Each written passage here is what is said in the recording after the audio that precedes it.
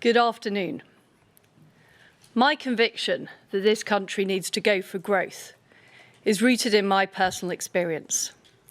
I know what it's like to grow up somewhere that isn't feeling the benefits of growth. I saw what that meant, and I'm not prepared to accept that for our country. I want a country where people can get good jobs, new businesses can set up, and families can afford an even better life. That's why, from day one, I've been ambitious for growth. Since the 2008 financial crisis, the potential of this great country has been held back by persistently weak growth. I want to deliver a low-tax, high-wage, high-growth economy.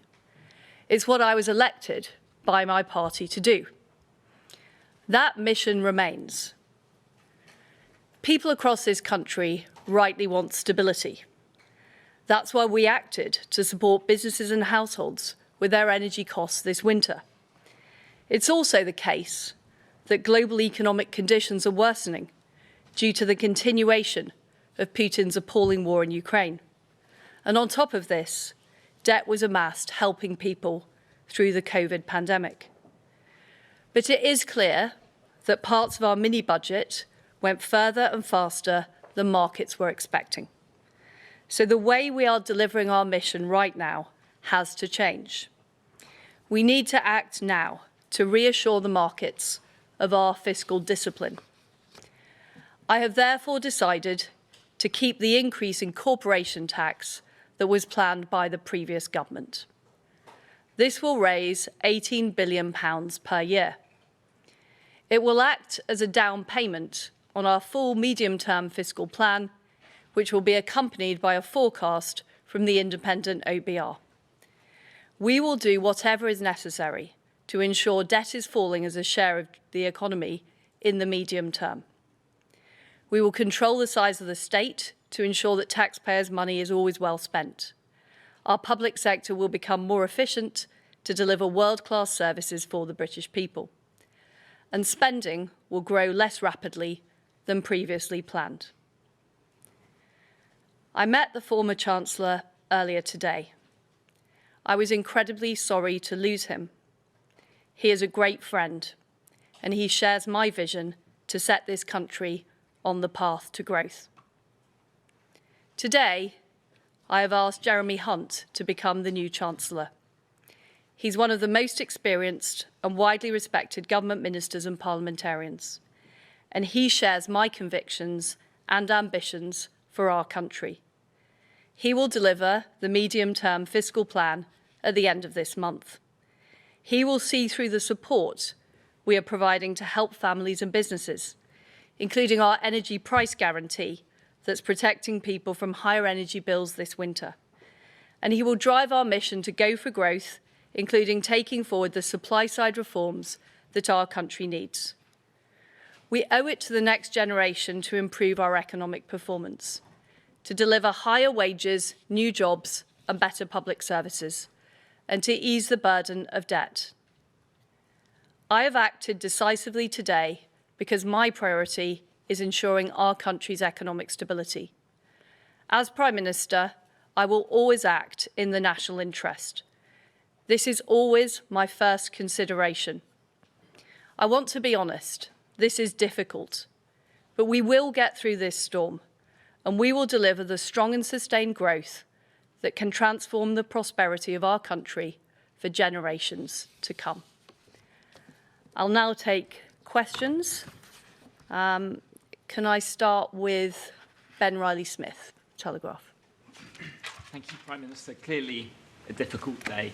Can you explain to the public why you think you should remain as Prime Minister, given you junked a key tax cut that led you to be elected and got rid of your Chancellor? I'm absolutely determined to see through what I have promised, to deliver a higher growth, more prosperous United Kingdom, to see us through the storm we face. We've already delivered the energy price guarantee, making sure people aren't facing huge bills this winter. But it was right, in the face of the issues that we had, that I acted decisively to ensure that we have economic stability, because that is vitally important to people and businesses right across our country.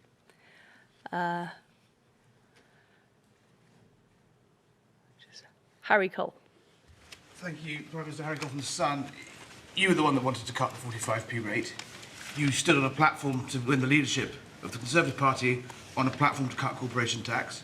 You and the Chancellor, the ex-Chancellor, designed this budget together, in lockstep, we're told, at times in secret, the two of you. He has to go because of the fallout from it. How come you get to stay? Well, my priority is making sure we deliver the economic stability that our country needs. That's why I had to take the difficult decisions I've taken today. The mission remains the same. We do need to raise our country's economic growth levels. We do need to deliver for people across the country. We're committed to delivering on the energy price guarantee, which people are already seeing in their bills. But ultimately, we also need to make sure that we have economic stability, and I have to act in the national interest as Prime Minister.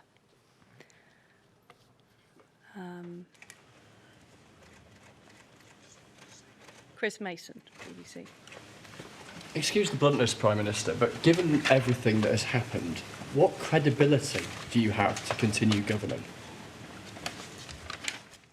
What I've done today is made sure that we have economic stability in this country. Jeremy Hunt, as Chancellor, is somebody who shares my desire for a high-growth, low-tax economy. But we recognise, because of current market issues, we have to deliver the mission in a different way. And that's what we are absolutely committed to do, achieving that stability at what is a very difficult time globally. Robert Peston.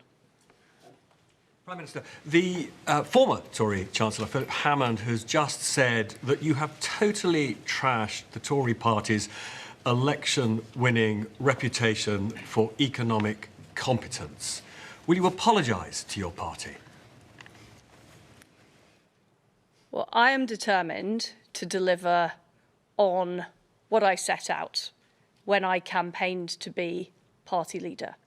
We need to have a high-growth economy, but we have to recognise that we are facing very difficult issues as a country.